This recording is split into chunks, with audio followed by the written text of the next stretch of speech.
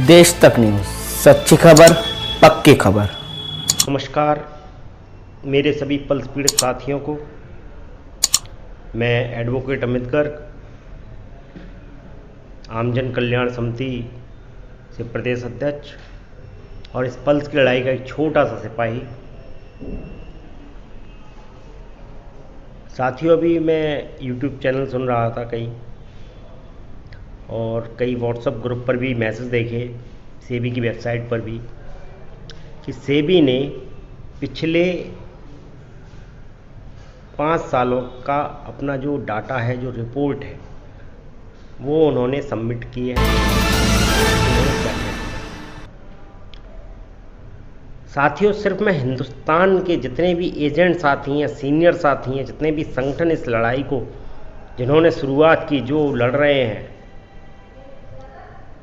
मैं सिर्फ एक ही बात कहना चाहता हूँ कि साथियों, आखिर कब तक ऐसे ही हम लोगों को गुमराह किया जाता रहेगा सेबी के द्वारा, लोढ़ा कमेटी के द्वारा।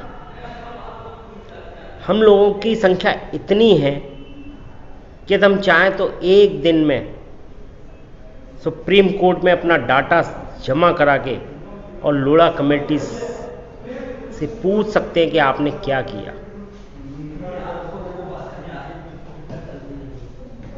कभी कंपनी सेट में जाती है, कभी ऑक्शन आते हैं, कभी प्रपोजल आते हैं। सिर्फ यही सब कुछ पिछले 4-5 सालों से चल रहा है। लेकिन कभी भी लोढ़ा कमेटी ने एक लाइन में ये नहीं कहा कि पीएसीएल की जो संपत्ति हमारे द्वारा जब्त की गई है, जिसको बेचकर हम लोगों को पैसा देना है, वह कब तक दे पाएगी।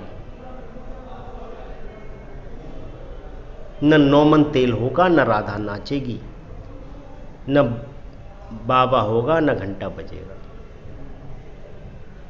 न प्रॉपर्टियां बिक पाएंगी कभी इनकी, न हम लोगों को कभी पैसा मिल पाएगा।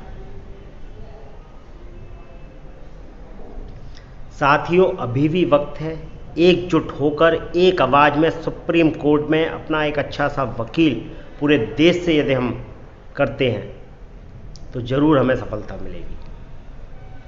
हालांकि आमजन कल्याण समिति इस पर पहल शुरू कर चुकी है, लोगों के डॉक्यूमेंट्स सबमिट करने के साथ साथ, क्योंकि यह मुद्दा पूरे भारतवर्ष का है। इसलिए मैं सभी संगठनों से, सभी राज्यों के संगठनों से अनुरोध करता हूं कि इस नेशनल लेवल पर हम लोग साथ मिलकर एक कार्रवाई करें। साथियों, अगर सेबी को आज हमने नहीं रोका,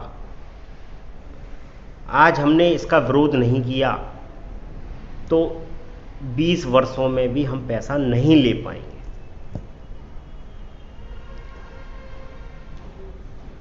साथियों, इन छोटे छोटे प्रपोजलों से क्या 50,000 करोड़ रुपया, क्या 5 करोड़ निवेशकों को मिल पाएगा। साथियों, अब हमें गुमराह होने की आवश्यकता नहीं होनी चाहिए, हमें गुमराह नहीं होना चाहिए। हमें एकजुट होकर, घरों से निकलकर इस लड़ाई में अपना योगदान देना चाहिए। और योगदान अब सिर्फ धरने प्रदर्शन और उसका नहीं, सिर्फ अब सुप्रीम कोर्ट में अपनी बात रखने के लिए सिर्फ एक अच्छा वकील जो सेबी के खिलाफ बोले, लोढ़ा कमेटी के अगेंस्ट बोले। करोड़ों की संख्या में ये निवेशक जो रोज परेशान हो रहे हैं, एजेंट जो परेशान हो रहे हैं, दर दर की ठोकरें खा रहे हैं, भाग रहे हैं दर दर, और सेबी आज भी सिर्फ गुमराह कर रहा है कि हम ज़मीनें बेच रहे हैं, हम ऑक्शन पर डाल रहे हैं, हमारे पास प्रपोजल आ रहे हैं, हम बेच रहे हैं, हम दे रहे हैं, हमने 2,500 दिए, हमने 5,000 दिए, हमने 10,000 दिए, आप एडिट करो, आप ये करो। ये सब सिर्फ गुमराह करने के तरीके हैं। अगर ईमानदारी से लोढ़ा कमेटी से भी चाहती है पैसा देना, तो उसको ऑफलाइन प्रक्रिया द्वारा पैसा देना होगा। और सबसे पहले उनको एक समय तय करना होगा कि हम इतने महीनों में एक एक व्यक्ति का पैसा लौटा देंगे।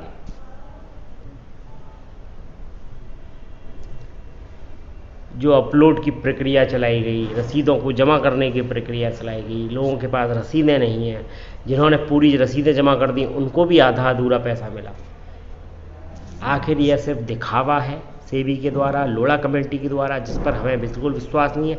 आम जन कल्याण समिति ऑनलाइन डॉक्यूमेंट जमा कराने का, ऑनलाइन पेमेंट का पूरी तरह से विरोध करती है। और यदि और संगठनों में है दम, और संगठन ये चाहते हैं कि उनके साथ जुड़े हुए लोगों का पैसा मिले, तो उन्हें भी इस ऑनलाइन प्रक्रिया का विरोध करना पड़ेगा, सेबी का विरोध करना पड़ेगा, कंपनी का विरोध करना पड़ेगा। मैं सिर्फ आप लोगों से यही कहता हूं कि अब भी वक्त है, अपने उन संगठनों के पदाधिकारियों से पूछो कि आखिर वो क्या कर रहे हैं, क्यों आज तक गुमराह कर रहे हैं और आगे अब क्यों गुमराह कर रहे हैं। साथियों, हमें सेबी के किसी भी जाल में नहीं आना है, हमें कोई अब लॉलीपॉप नहीं पकड़ना है। हमें सिर्फ एक आवाज़ में पूरे हिंदुस्तान के लोगों को जगाकर सुप्रीम कोर्ट में अपनी कार्रवाई करनी है और एक नया ऑर्डर पास करवाना है कि हमारा पैसा जल्द से जल्द लोढ़ा कमेटी दे। अगर उसने जिम्मेदारी ली है तो उसे देना पड़ेगा, नहीं तो लोढ़ा कमेटी को बर्खास्त किया जाए।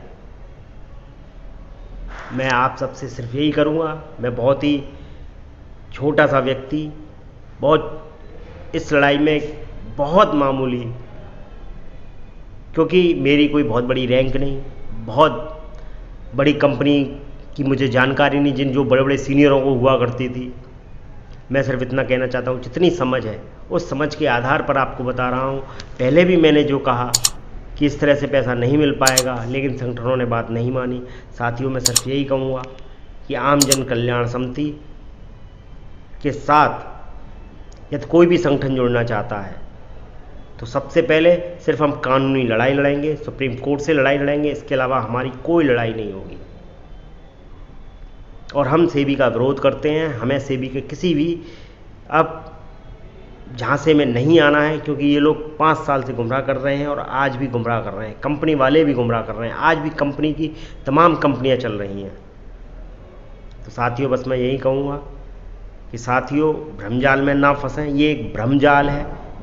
जब उन पर दबाव पड़ता है, हम लोगों के द्वारा वीडियो जारी होते हैं, हम लोग सुप्रीम कोर्ट की बात करते हैं, हम लोग तो ये लोग एक कोई ना कोई नया एक लॉलीपॉप छोड़ देते हैं, जिससे लोगों को लगता है कि हाँ, हमारा पैसा मिलने वाला है। लेकिन नहीं साथियों, हमें एकजुटता के साथ आगे बढ़ते हुए बहुत जल्द सुप्रीम कोर्ट जाना है। इसके लिए हम तैयार हैं। बहुत जल्द नए अपडेट के संग आपसे मुलाकात होगी। बहुत जल्द हम इसकी तैयारी कर रहे हैं। तो आप लोग बस हमसे जुड़े रहिए। सभी यूट्यूबर्स का एक बार धन्यवाद जो हमारी वीडियो को लोगों तक, निवेशकों तक पहुंचाते हैं।